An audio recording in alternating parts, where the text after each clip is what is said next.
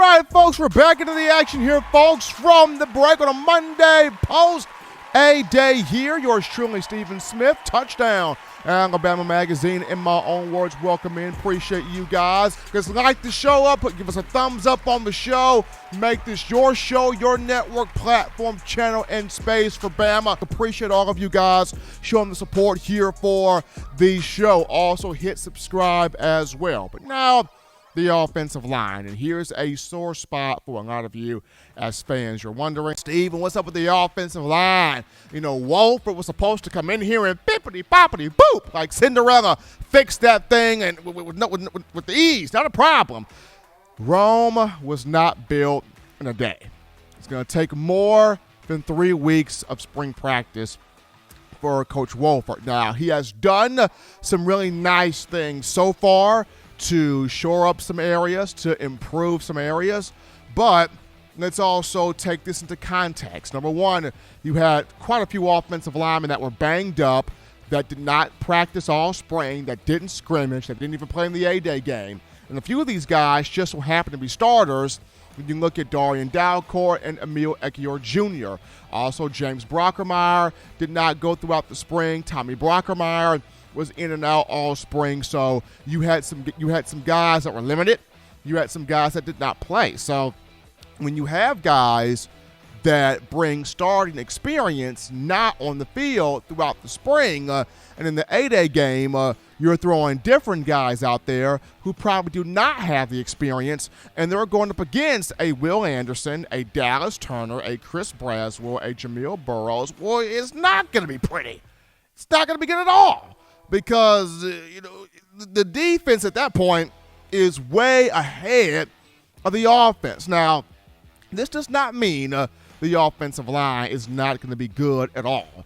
You get these guys back healthy by summer workouts and fall camp. Tyler Steen emerges on campus. He'll arrive in the summer, the transfer from Vanderbilt, and this is going to be a completely different offensive line than you saw in the A-Day game. Now, will this offensive front win the Joe Moore Award? Maybe, maybe not. But I still feel like it's going to be much improved than what it was a season ago. I don't see Bryce Young getting sacked 39 times, near 40 times, the way he did last year. So I feel like people need to sit here, let these guys that were banged up, injured, let them come back healthy for summer workouts and preseason camp, and then let's see how this group gels, how this group looks. Because, let's be honest here, there's not going to be a ton of defenses that will have a Will Anderson on them next season. You're not going to see a ton of defenses with a Dallas Turner or a Chris Braswell or Jamil Burroughs or any of these guys, for that matter, that can rush the passer and make a quarterback's life a living nightmare. You're not going to go up against just a ton of defenses with those types of talented players on there. So that's a positive for this offensive line. Having those guys defensively go up against these offensive linemen every day in practice is going to sharpen them. It's going to improve them. It's going to make them better. So I still think Eric Wolford has this group in line.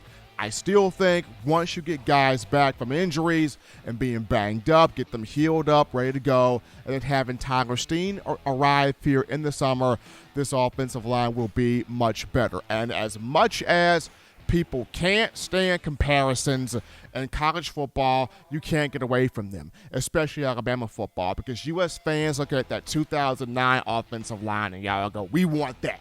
You look at that 2011 and 2012 offensive line. We want that. You look at the 2015 offensive line that won the Joe Moore Award. Now, Dominic Jackson may not have been the best player on that 2015 offensive line, but you still go, we want that. You look at that 2020 offensive line with Dickerson and Neal and Leatherwood and Cornbread Brown, and you go, I want that. And all of those were elite-level offensive lines.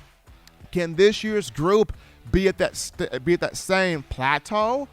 Possibly, maybe, but it comes down to getting these guys healthy for preseason camp these guys continuing to work under Wolford, jail under Wolford, bond under Wolford, bond with each other, and to play as one cohesive unit. Because that's the biggest thing with an offensive line. You got 5 individual players, and they all have their individual jobs, but the key is to work as one cohesive unit. And if you can work as one unit, then you see how special your front really truly is. So I wouldn't hit the panic button. My finger would not be on the panic button just yet. Let's let some guys get healthy. Let's let some guys get healed up. Let's have Tyler Steen arrive in the summer, and then let's see what Alabama looks like. I thought J.C. Latham on the offensive line had a strong spring game. I thought Tyler Booker, the freshman, looked really good with the second team unit. I thought Tanner Bowles did some good things. I thought Terrence Ferguson did some good things. If you watch the second group on the offensive line, they did some work out there on the field. So that there was some positive from the front unit as well. It's just you had some guys injured that you got to get back out there healthy, prepared, and set to go. But for me, I would not have my finger on the panic button right now. Give it some time. Let's get some players back. Let's get some players healthy in terms of summer and fall camp.